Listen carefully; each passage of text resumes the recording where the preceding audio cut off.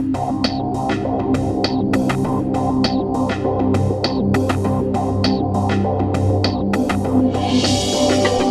Jeff Barton. Today I'll be talking with my partner Dave Barton about a topic we've been asked about many times over the years.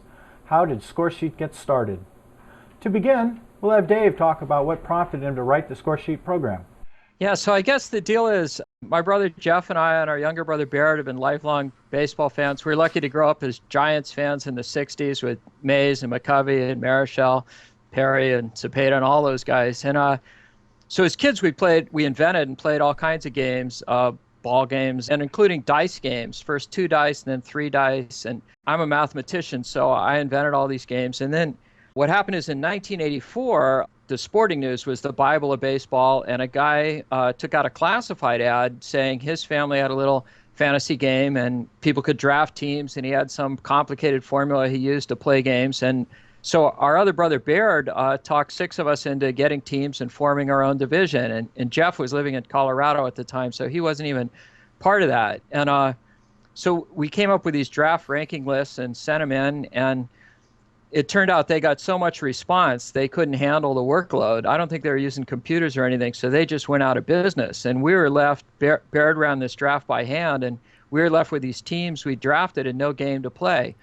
And so I was a lecturer at Cal at the time at Berkeley, and I developed a baseball simulation so we could do something with these teams as kind of an experiment using this macro language I developed. So for the next 3 years, I refined that, and people kept telling me, this is a lot of fun. This is way better than, rotisserie or whatever fantasy games people are playing, and you ought to form a business. And, I didn't really want to go into business, but finally they talked me into it. And so what I really did is called my brother Jeff and said, Jeff, why don't you start this business? And then I won't have to.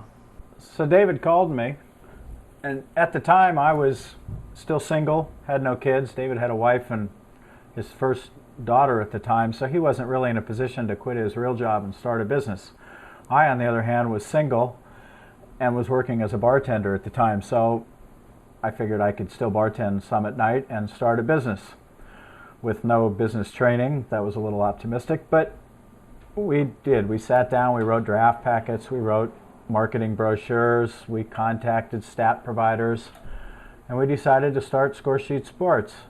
And at the time, pretty much everybody that was doing fantasy sports, about the vehicle to advertise in, about the only one, was the Sporting News.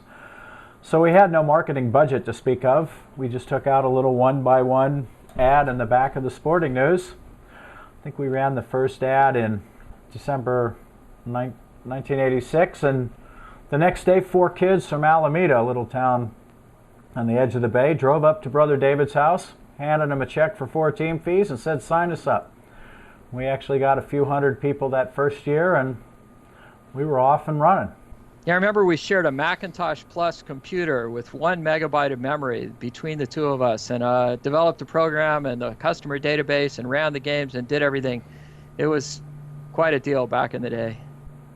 Yeah, in fact, I got thrown out of one apartment I was renting because back then we had dot matrix printers, and I used to, every Monday night, run the printer all night long to try to generate results. And then I'd wake up every 3 hours in the middle of the night and put another stack of paper on. And the people that lived below me in this apartment house, after about 8 weeks of that, complained to the landlord that one night a week they couldn't sleep because there was this loud dot matrix printer going right over their bed. So things have definitely changed a lot. This is before the web, before internet. I think it was our 2nd or 3rd year before we ever even used a fax machine. So it's only been 25 years, but it's kind of the start of the computer age, and certainly the start of the web really changed things. Yeah, but it was still the same idea back then. I remember the big deal was Vince Coleman was this big speed freak for the St. Louis Cardinals, and he was the MVP of all these rotisserie leagues, because he could win the stolen base category for you. And, Vince Coleman as an MVP just rubbed me the wrong way with all the great Giants we'd grown up following. And so as a mathematician, I didn't know a lot about business. It was all about realism to me. I wanted to create a realistic simulation. So I think I went a little overboard.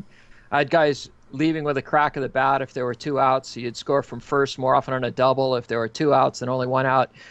And in fact, the first name we came up with for our company was Realistic Baseball Leagues, but it turned out somebody else had already taken that name. So we figured out we are going to send out a score sheet for every game. So we renamed it to Scoresheet Baseball. It worked pretty well. We didn't have a big marketing budget or anything. I think our first year we had 350 customers, and then 650 baseball teams the second year, and 1,200 the third year. And so it seemed to really resonate with people. And we've been doing it ever since. So I'm certainly pleased. Yeah, the phrase big marketing budget kind of makes me chuckle. I think what we had as a marketing budget was my tips from the latest weekend, which were about $200.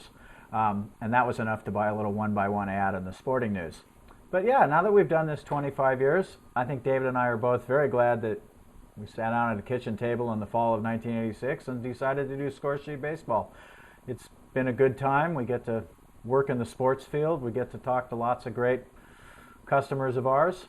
We certainly hope that the folks that play Scoresheet Baseball are glad we started it.